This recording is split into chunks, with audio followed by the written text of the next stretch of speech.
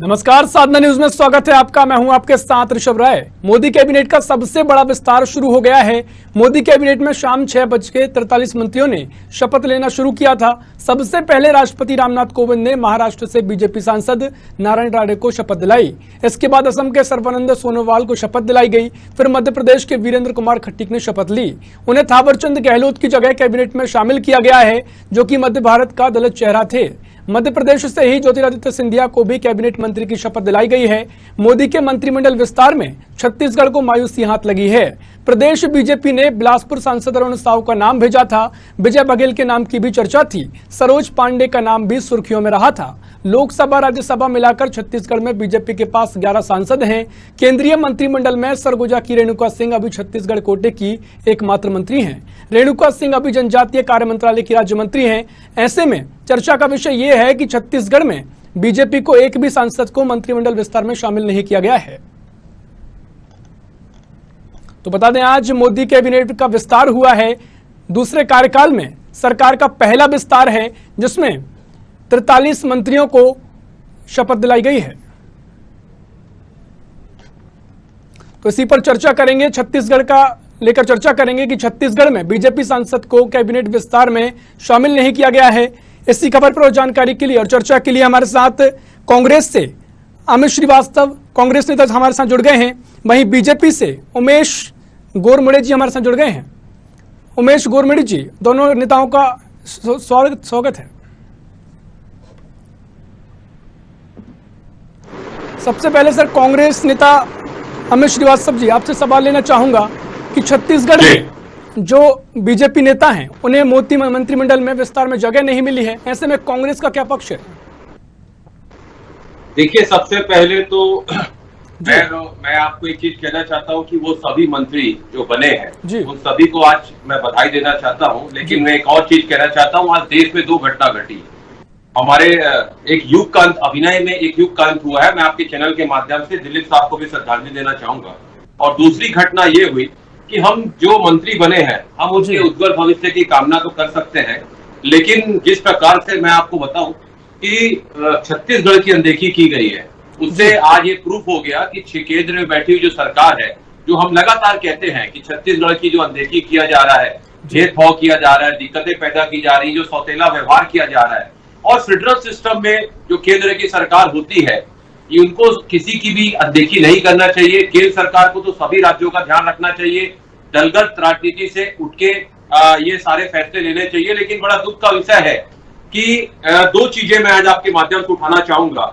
7 मंत्री यूपी से बनाए गए हैं, 4 मंत्री बंगाल से, महाराष्ट्र से और गुजरात से 5 मंत्री बनाए गए हैं, और जो 12 मंत्रियों को हटाया गया है। और खास करके मैं एक नाम कोट करना चाहूंगा, जो क्योंकि हम कोविड कोरोना काल में अभी लड़ाई लड़ रहे हैं, और हर्षवर्धन जी को जिस प्रकार से हटाया गया है बीच में, तो क्या ये माना जाए कि कहीं ना कहीं उनकी ये केंद्र सरकार ये मान रही है कि स्वास्थ्य विभाग का काम अच्छा नहीं था, और अगर केंद्र के ऊपर आरोप प्रत्यारोप लग रहे थे तो स्वास्थ्य मंत्री को दरकिनार जिस प्रकार से किया गया, ये कहीं ना कहीं अपने ऊपर जो आरोप लग रहे थे उनके ऊपर, प्रधानमंत्री जी के ऊपर, उसको कहीं ना कहीं उससे बचने का उन्होंने प्रयास किया है। एक और आपके चैनल के माध्यम से मैं बताना चाहता हूं कि क्योंकि मैं एक एडवोकेट हूं और मुझे ऐसा लगता है कि सबसे ज्यादा आज मंत्री एडवोकेट्स बने हैं, तो मैं उन सभी को पुनः बधाई देना चाहता हूं।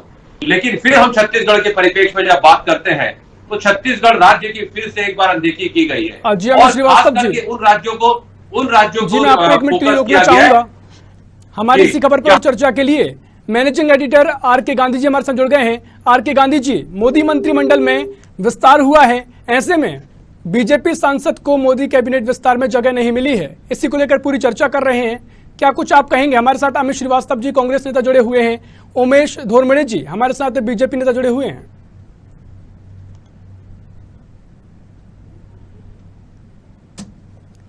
आर.के. गांधी जी से हमारा संपर्क नहीं हो पा रहा है। ऐसे में चर्चा को आगे बढ़ाते हैं। अमित श्रीवास्तव जी, ऐसे में कई सवाल आपके हैं, कई आरोप आपके हैं। उमेश गोरमड़े जी, आप क्या कहेंगे इस पूरे मामले को लेकर? जी उमेश जी, का विस्तार हुआ है, और जिस प्रकार से अमित जी ने यहाँ पर विषय को रखा है, सभी लोगों को शुभकामनाएं दी हैं।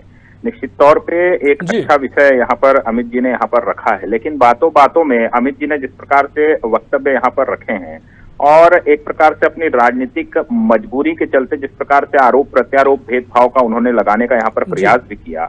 लेकिन बातों बातों में एक महत्वपूर्ण बात यहाँ पर अमित जी बोल गए। उन्होंने कहा कि मैं भी स्वयं वकील हूँ और बहुत सारे वकीलों को यहाँ पर प्रतिनिधित्व दिया गया है, तो मुझे खुशी है, मैं उनको बधाई देता हूँ।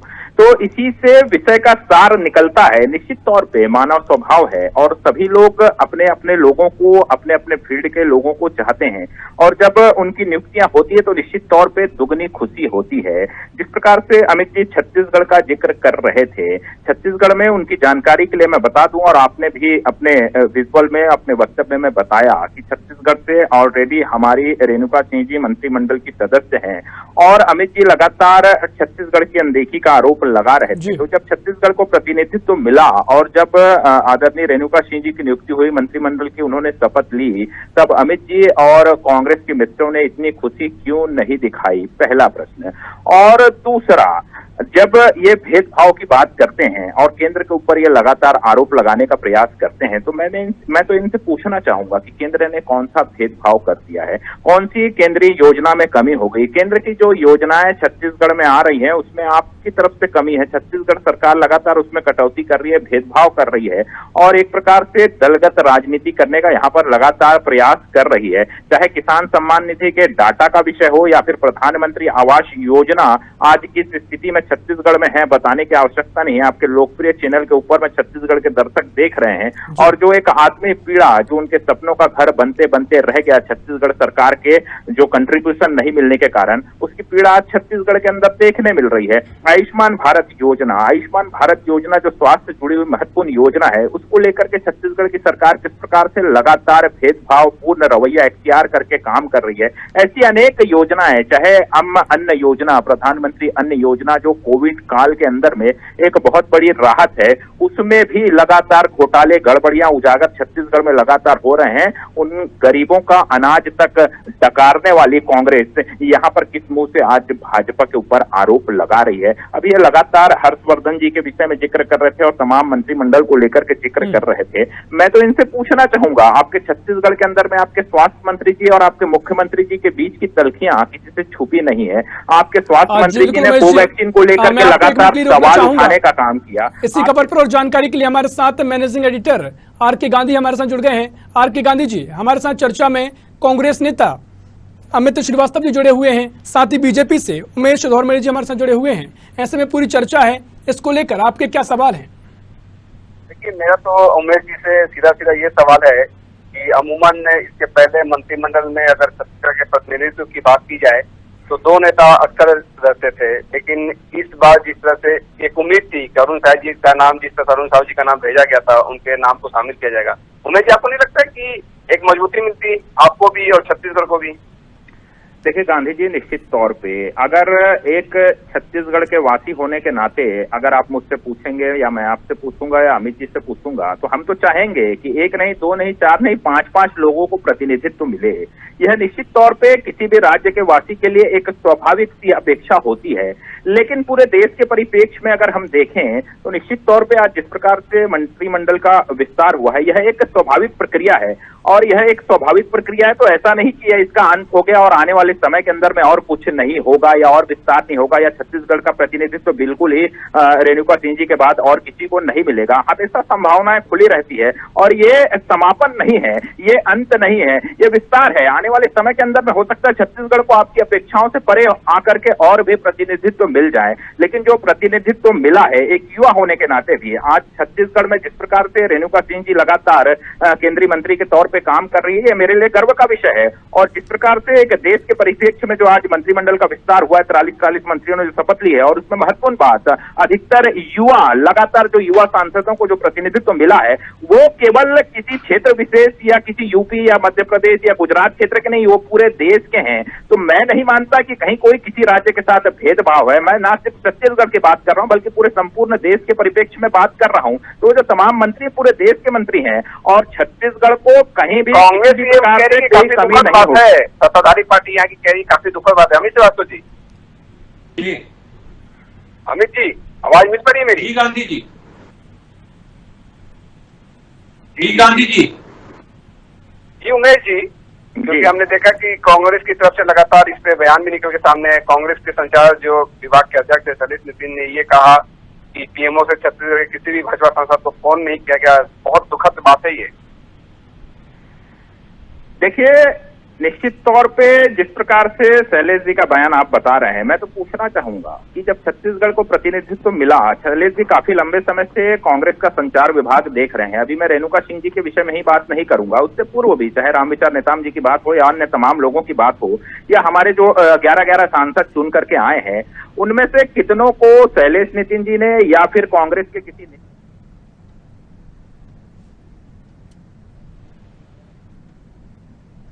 छत्तीसगढ़ को प्रतिनिधित्व मिला है, तो एक छत्तीसगढ़िया होने के नाते मुझे बड़ी खुशी हो रही है।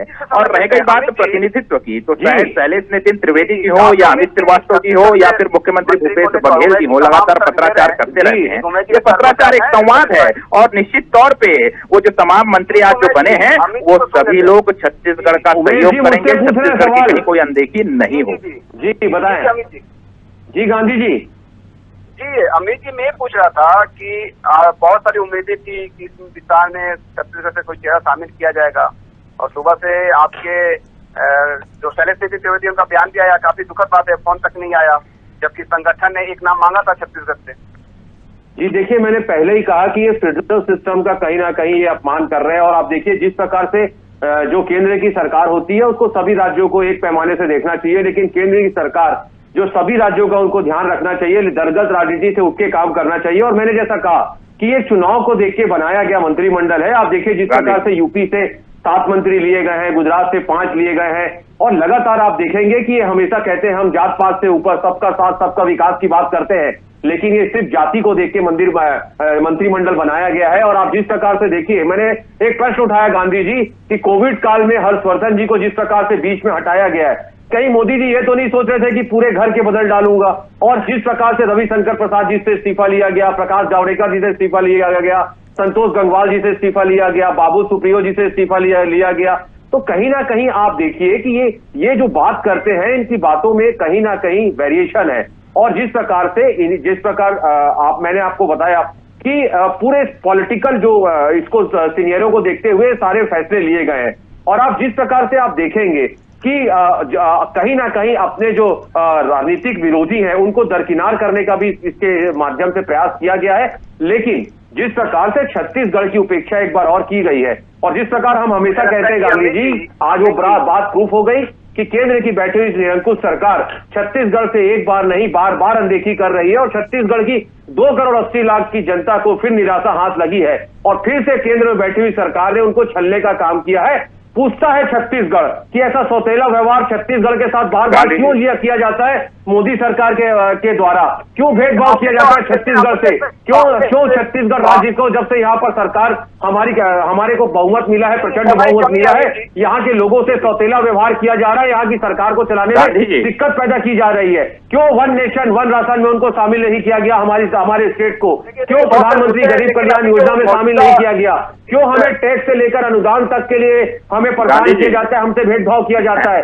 तो ये लगातार फेडरल सिस्टम के साथ ये खिलवाड़ कर रहे हैं। और जिस प्रकार से आज इनका चाल चरित्र और चेहरा फिर बेनकाब हुआ है गांधी जी की, जो कहते हैं ना कि हम लोग सबका साथ सबका विकास चाहते हैं, नहीं, ये अपनी राजनीतिक अभिलाषा को पूरा करने के लिए सोशल इंजीनियरिंग इन्होंने किया है। और जिस प्रकार से जो राज्यों में चुनाव है, अगर आप देखेंगे वहीं पर ज्यादा इन्होंने फोकस किया है, या अगर कोई सरकार को प्रशांत करना है तो वहां पर ज्यादा इन्होंने वेटेज दिया है। जिस प्रकार से बंगाल में देखेंगे आज 4 मिनिस्टर बनाए गए हैं, यूपी से 7 मिनिस्टर, गुजरात से 5 मिनिस्टर, और कहीं ना कहीं प्रधानमंत्री जी के मतलब आपको परेशान नहीं कर रहे हैं, आपको तो खुश होना चाहिए। जैसा कहा कि हम सभी को शुभकामनाएं देते हैं, लेकिन बशर्त कि वो प्रधानमंत्री जी के पीछे खड़े होके सिर्फ वो जो कह रहे हैं वही करने की आवश्यकता नहीं है, जो जनता के हित में हो वो काम करे, आंख खोल के, कान खोल के, आंख खोल के काम करे। और जिस प्रकार से लगातार सिर्फ 2 व्यक्ति ही इस देश में राज चला रहे हैं, शाह और शहंशाह, उनकी बातों को दरकिनार करके इस प्रकार से मैंने कहा जनता के हिस्से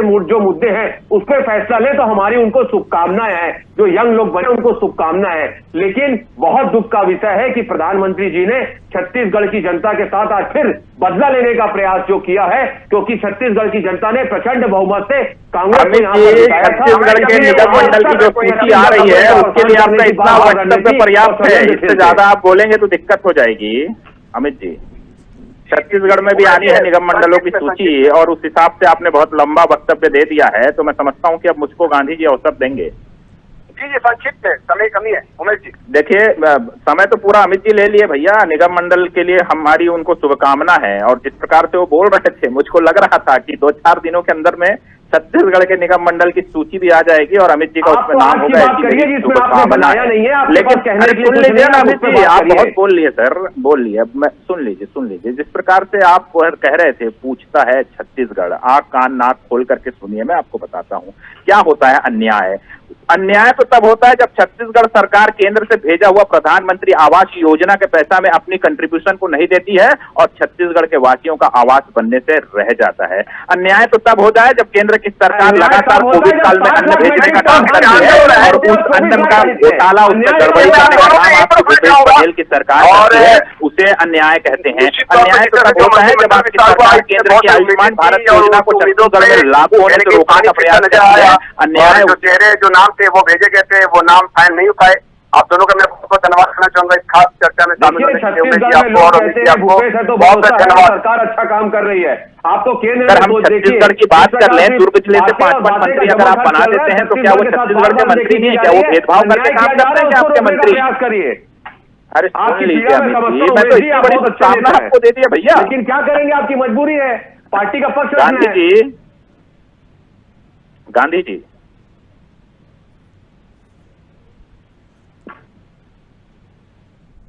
जी बिल्कुल उमेश घोरमड़े जी और अमित श्रीवास्तव जी, चर्चा में शामिल होने के लिए बहुत धन्यवाद। तो आपको बता दें, छत्तीसगढ़ में बीजेपी सांसदों को मोदी मंत्रिमंडल में जगह नहीं मिली है। ऐसे में कांग्रेस बीजेपी पर हमलावर हो गई है।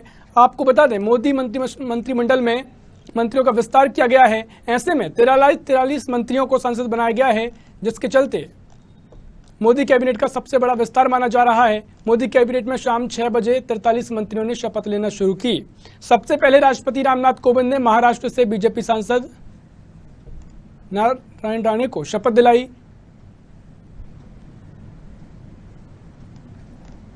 बता दें, मोदी मंत्रिमंडल में 43 मंत्रियों को शपथ दिलाई गई है। इसमें मंत्रियों ने शपथ लेना, सबसे पहले राष्ट्रपति रामनाथ कोविंद ने महाराष्ट्र से बीजेपी सांसद नारायण राणे को शपथ दिलाई। इसके बाद असम के सर्बानंद सोनोवाल ने शपथ ली। फिर मध्य प्रदेश के वीरेंद्र कुमार खटीक ने शपथ ली। उन्हें थावरचंद गहलोत की जगह कैबिनेट में शामिल किया गया है, जो कि मध्य भारत को दलित चेहरा थे।